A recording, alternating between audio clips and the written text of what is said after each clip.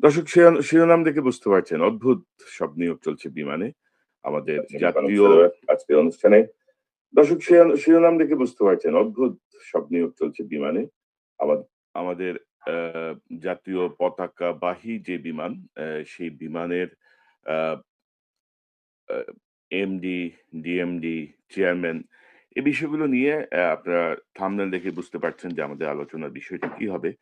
তো আমি ১ম এ একটু যেতে চাই যে এই বিষয়টা নিয়ে আমি বেশ আগে থেকেই কাজ করছি বিমানের আ উম একটা রিপোর্টিং আমি যদি আপনাদেরকে দেখাই আমার Facebook এ আমি আ ২০০০ ২০২৫ সালের ১৮ই মে একটা পোস্ট করেছিলাম যে, "বাংলাদেশ বিমান আবারও চলছে যেমন খুশি তেমন। দুদকের মামলায় অভিযুক্ত বহাল তবিয়তে বসে আছেন জিএম অর্থ ও হিসাব পদে।" এবং অ্যা এই ভদ্রলোক নাম হচ্ছে মিজানুর রশীদ। তিনি ছিলেন জিএম অর্থ ও হিসাব। দুদকের মানে তালিকাভুক্ত আসামি এবং এটি অবশ্য করা হয়েছিল সেই সময় বিমানের ক্রু নিয়োগ নিয়ে যাচ্ছে তাই অবস্থা যাচ্ছিল। সেই প্রেক্ষিতে করা হয়েছিল এবং এই মিজানকে নিয়ে পোস্ট করার পরে আমি নানা দিক থেকে টেলিফোন এবং নানা ধরনের আ রিকোয়েস্ট এর মুখোমুখি হলাম এবং আ সরকার পরিবর্তনের পরে এটি করলাম তো ফেব্রুয়ারি ২০২৫ এ। তার বিরুদ্ধে কিন্তু কোনো ব্যবস্থা নেয়া হলো না। তিনি কিন্তু বহাল তবিয়তে রয়ে গেলেন এবং দেখা গেল যে তার অগাধ ক্ষমতা এবং আ বিএনপি সরকার ক্ষমতা আসার পর তিনি দাবি করে বসলেন যে মন্ত্রী তার বন্ধু লাগে। এখন কোন মন্ত্রী জানি না, বড় মন্ত্রী না ছোট মন্ত্রী সেটি জানি না। কিন্তু তার নিয়োগের একটা অদ্ভুত পরিবর্তন দেখলাম। ধরেন মার্চ ২০২৬ এর জনাব মিজানুর রশীদ মহাব্যবস্থাপক যানবাহন, আ তার বর্তমান জায়গায় তিনি থাকবেন। তারপরে তাকে দায়িত্ব দেওয়া হলো মহাব্যবস্থাপক অর্থ ও হিসাব, মূল দায়িত্ব, পরিচালক প্রশাসন ও মানব সম্পদ, প্রশাসনিক ও আর্থিক ক্ষমতা সহ অতিরিক্ত দায়িত্ব এবং পরিচালক অর্থ, প্রশাসনিক ও আর্থিক ক্ষমতা সহ অতিরিক্ত দায়িত্ব। আমি বললাম যে, "আরে সাংঘাতিক!" আমি তো কনফিউজড হয়ে গেলাম যে, আমি যা লিখলাম বা আমি যা বললাম ঘটনা কি কারেক্ট? নাকি এই লোক এত যোগ্যতা সম্পন্ন?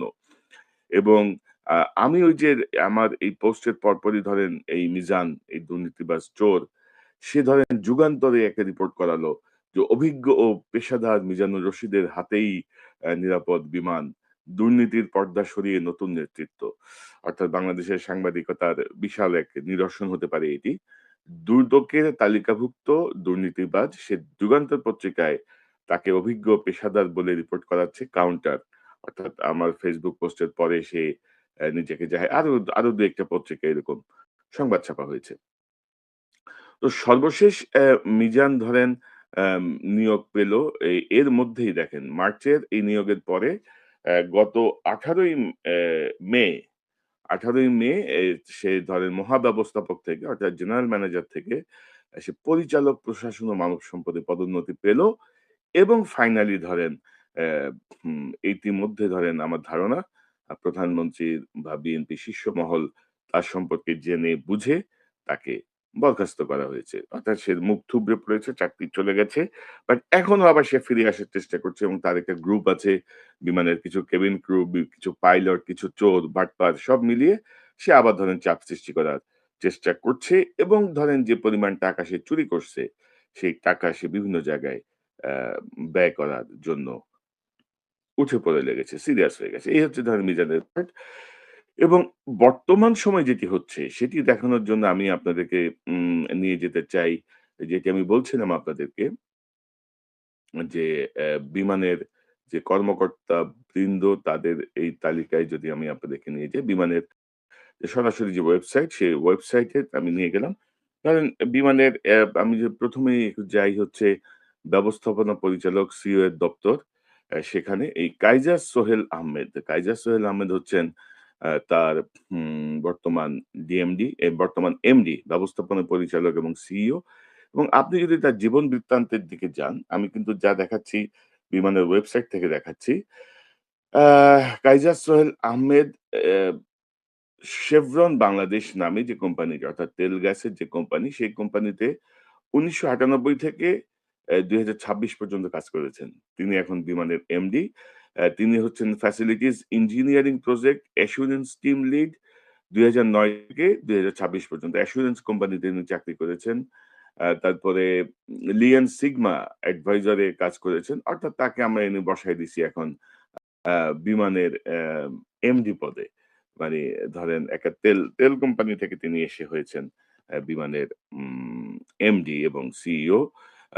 এরপরে আমি যদি দেখাই আপনাদেরকে বিমানের যিনি এখন ডিএমডি আছেন, উম বিমানের ডিএমডি পদে আছেন সৈয়দ মইনুদ্দিন আহমেদ। তার জীবন বৃত্তান্ত নাই। তিনি উপব্যবস্থাপনা পরিচালক এবং ডিসিও।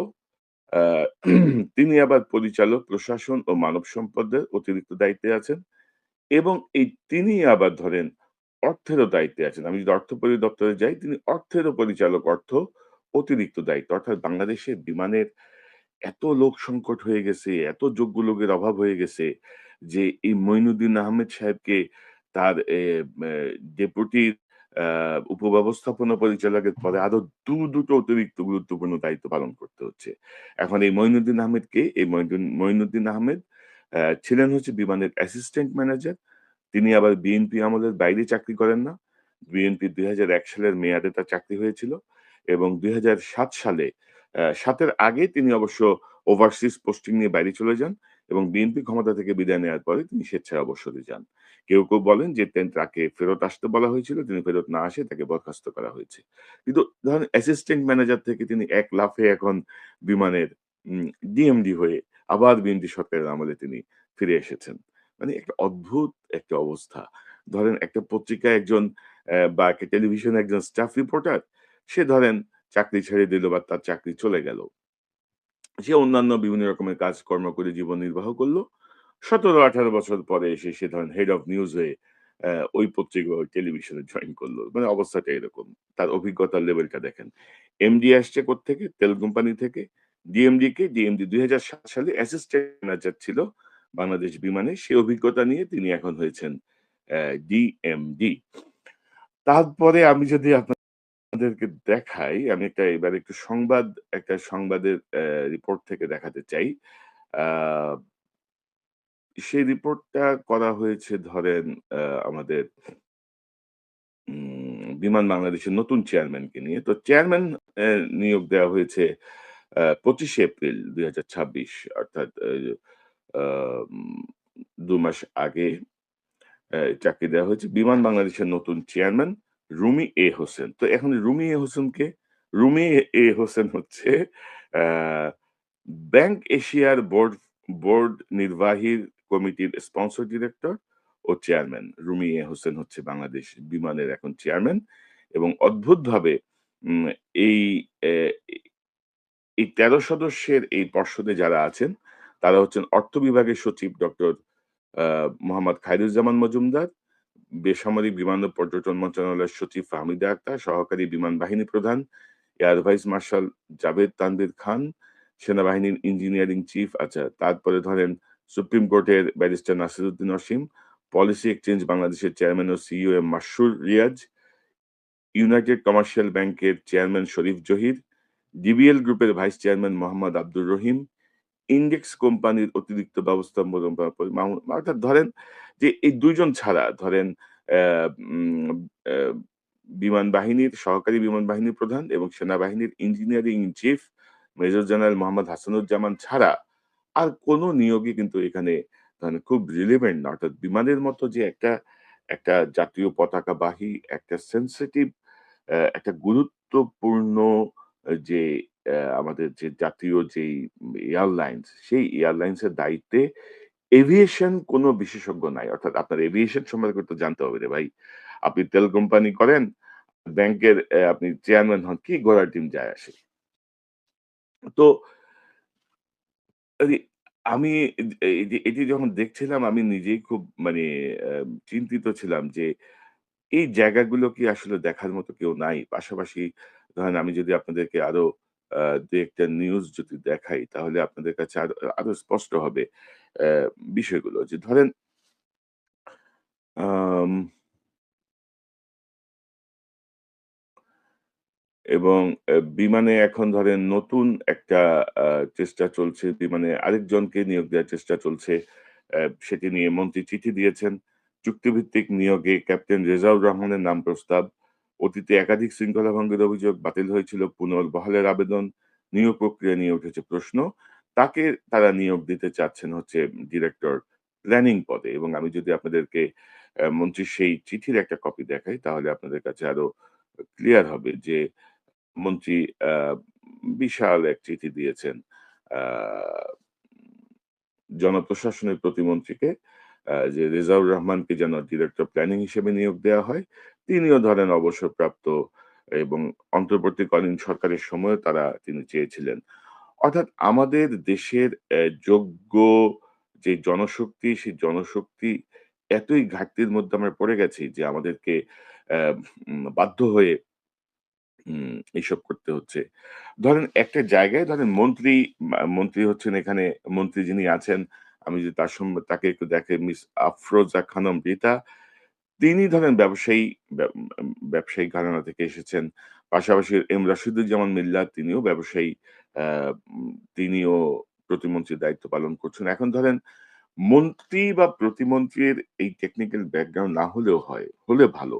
কিন্তু ধরেন তাদের অধীনে যারা আছেন, যারা বিমানকে মূলত পরিচালনা করবেন, তাদের কিন্তু মিনিমাম কোনো যোগ্যতা, অভিজ্ঞতা এভিয়েশন সম্পর্কে নাই, এবং বিমান কিন্তু ক্রমশ লস দিচ্ছে। এবং আমি যদি এই এমডি, ডিএমডি দের এবং চেয়ারম্যানের যদি বেতনের আ অবস্থাটা যদি শোনেন, তাহলে আমার মনে হয় যেন আপনারা আরেকটু আ বিস্মিত হবেন যে আ কোত্থেকে কোথায় তারা বেতন পাচ্ছেন। আমি আপনাদেরকে একটু যদি দেখাই। একটা সেকেন্ড, এটা না,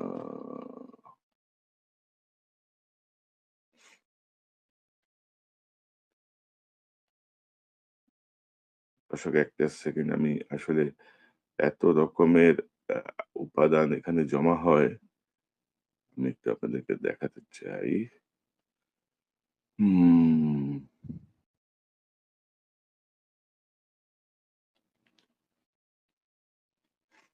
জি।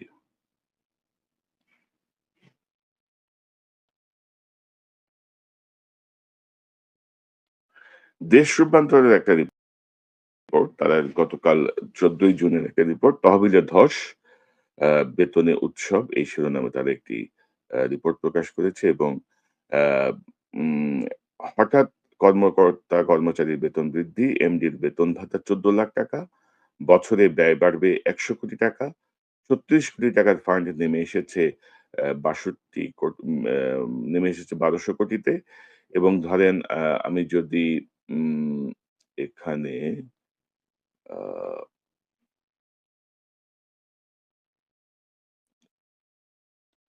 এবং আপনি যদি এই রিপোর্টের ভেতরে যদি যান, তাহলে আপনি দেখবেন যে ইউনূস সরকারের সময়, ইউনূস এর আমলেও বিমান লাভজনক না হলেও ইউনূস সরকার ৳৩৬০০ কোটি একটা ফান্ড রেখে গিয়েছিল। সেটি এখন ৳১২০০ কোটি নিয়ে এসেছে। এর মধ্যে অবশ্য যুক্তরাষ্ট্র থেকে ১৪ টি বোয়িং কেনার জন্য ৮০০ কোটি টাকা সেখানে ব্যয় হয়েছে। আ পুরানো ট্যাক্স এবং আ নতুন ব্যয় বাবদ আ বোধহয় ফার্স্ট পেমেন্ট বা এরকম কিছু। কিন্তু বিস্ময়কর হচ্ছে যে নবম বেতন স্কেলে চলে যাচ্ছে বিমান, এবং ধরেন অ্যা সেখানে বলা হচ্ছে যে বর্তমান এমডি সব মিলিয়ে ৳১৪,০০,০০০ বেতন পাচ্ছেন। তার মধ্যে ট্যাক্স বাবদ ৳৪,০০,০০০ বাদ দিয়ে পাচ্ছেন ৳১০,০০,০০০। উপব্যবস্থাপনা পরিচালক ডিএমডি তিনি পাচ্ছেন ৳১০,০০,০০০। ট্যাক্স বাদ দিয়ে পাচ্ছেন ৳৮,০০,০০০।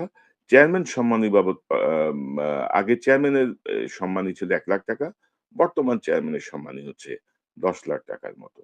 অর্থাৎ এটি কি কোনো মানে যুক্তিসঙ্গত কোনো কিছুর মধ্যে এটি কি পড়ে? অর্থাৎ বিমানটাকে দর্শক হরিলুটের একটা জায়গা হিসেবে আবারও লুটেপুটে খাওয়ার চেষ্টা শুরু হয়েছে। আপনাদেরকে কিছু ডকুমেন্ট সহ আমরা আমি দেখালাম, এবং আমাদের মাননীয় প্রধানমন্ত্রী জনাব তারেক রহমানের মনোযোগ আকর্ষণ করছি। তিনি এগুলো জানেন কিনা? আ তিনি যদি না জানেন বিমানে আসলে এইসব অদ্ভুত নিয়োগ কারা দিচ্ছে? জাতীয় পতাকাবাহী এই বিমানের জন্য কি আমাদের কোনো এভিয়েশন বিশেষজ্ঞ নাই? আমরা কি প্রয়োজনে দেশের বাইরে থেকে কাউকে আনতে পারি কিনা? আমাদের বাংলাদেশী বহু অভিজ্ঞ মানুষ আছেন দেশের বাইরে বিভিন্ন বিমান কোম্পানির সঙ্গে কাজ করেন। মাঝখানে একটা কথা উঠেছিল যে বাংলাদেশ বিমানকে আমরা বিদেশি কোনো সাকসেসফুল বিমান সংস্থার সঙ্গে মার্জ করতে পারি কিনা? যেমন ধরেন বাংলাদেশ বিমান পাওয়ার্ড বাই এমিরেটস। ধরেন এমিরেটস এর কাছে টোটাল ব্যবস্থাপনা সবকিছু আমার তো মনে হয় এরকম যদি হয় এবং বাংলাদেশের যে অবস্থান বৈশ্বিক, সেই অবস্থান থেকে বাংলাদেশ আ অত্যন্ত গুরুত্বপূর্ণ একটি স্থানে বাংলাদেশ বিমানের মানে এই বাংলাদেশ এয়ারপোর্টের অবস্থান এবং আমার ধারণা যে আমরা আ যে পরিমাণ রেভিনিউ এখান থেকে আর্ন করতে পারবো, সেই রেভিনিউ দিয়ে অনেক কিছু সম্ভব। পাশাপাশি প্রয়োজন হচ্ছে বিমানের ভেতরে শুদ্ধি অভিযান এবং আপনারা এই সংবাদটি সবাই দেখেছেন এবং অত্যন্ত বিস্ময়করভাবে হলেও এ ব্যাপারে কোনো কার্যকর পদক্ষেপ এখনো নেওয়া হয়নি। তারেক রহমানকে বহনকারী ভিভিআইপি ফ্লাইটের বিমানে ছিল গুরুতর ত্রুটি, তদন্তে ভয়াবহ তথ্য। এই তদন্তটি সম্পন্ন হয়েছে ৭ মার্চে ২০২৬ এর এই রিপোর্ট এবং এপ্রিল, মে, জুন এ পর্যন্ত তদন্ত কমিটি যাদেরকে দোষী সাব্যস্ত করেছে, সে ব্যাপারে কোনো পদক্ষেপ নেওয়া হয়নি। তারেক রহমান কিন্তু অভ্যন্তরীণ ফ্লাইটে দেশের এই মাথা থেকে ওই মাথায় বিভিন্ন জায়গায় ঘুরে বেড়াচ্ছেন।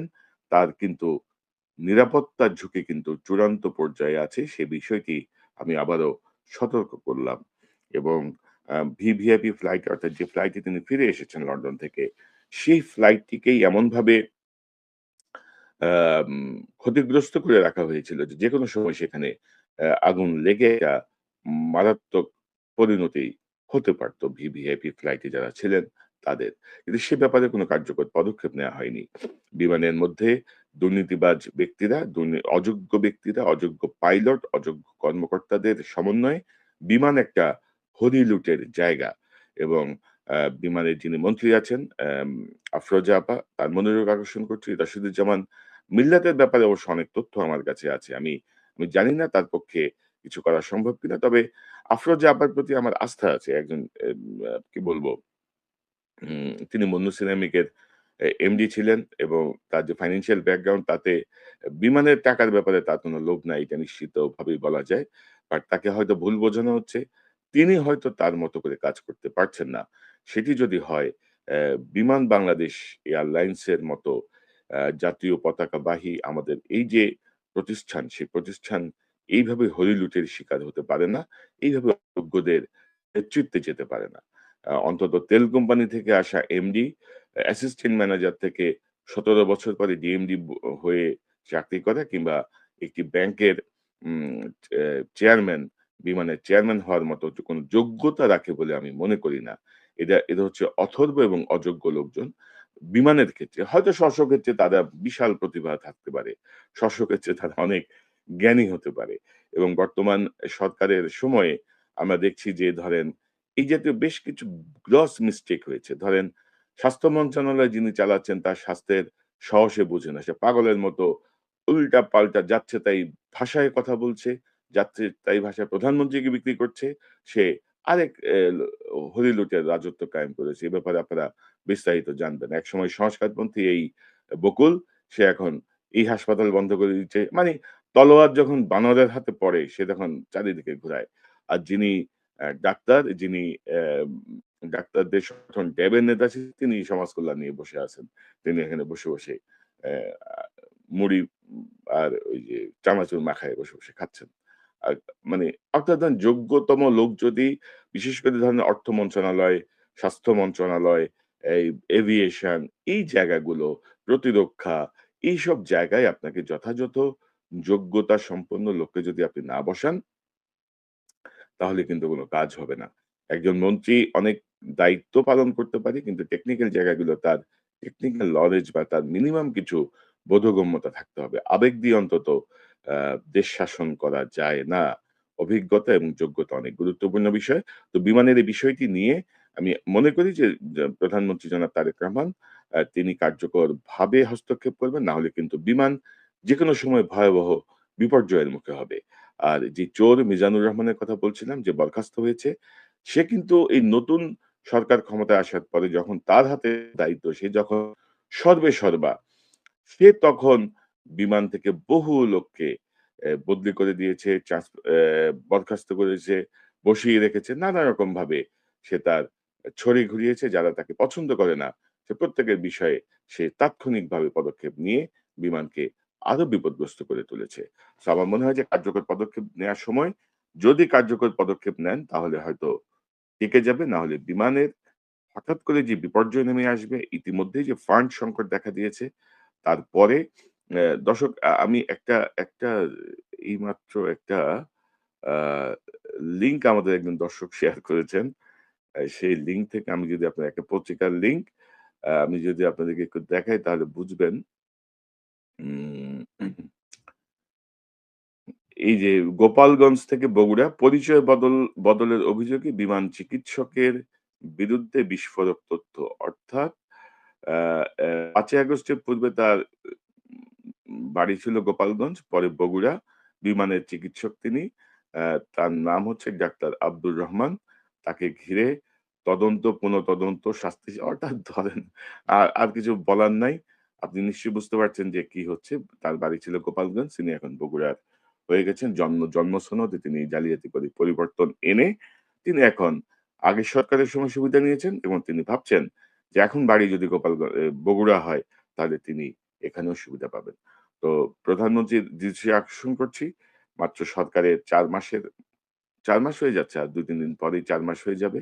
সো উম আমার মনে হয় যে এভাবে চলতে পারে না আরকি। এভাবে চলা উচিত না। অ্যা প্রধানমন্ত্রীর হস্তক্ষেপ প্রয়োজন। প্রধানমন্ত্রীর কাছে যারা আছেন, যারা মনে করেন যে তার ভালো চান, দয়া করে এই বিষয়গুলো তাকে অবহিত করুন। যেন বিমান বাংলাদেশ এয়ারলাইন্স এইসব দুর্বৃত্ত অযোগ্য চক্রের হাত থেকে রেহাই পায়। বাংলাদেশ বিমান যেন একটি গুরুত্বপূর্ণ প্রতিষ্ঠান হয়ে উঠতে পারে দেশের এবং রেভিনিউর জন্য এবং নিরাপদে যাত্রী পরিবহনের জন্য। দর্শক এই চ্যানেলটি সাবস্ক্রাইব করে আমাদের পাশে থাকুন। এই চ্যানেলের মেম্বারশিপ নিয়ে আমাদের পাশে থাকুন। আবারও দেখা হবে ইনশাআল্লাহ। আসসালামু আলাইকুম।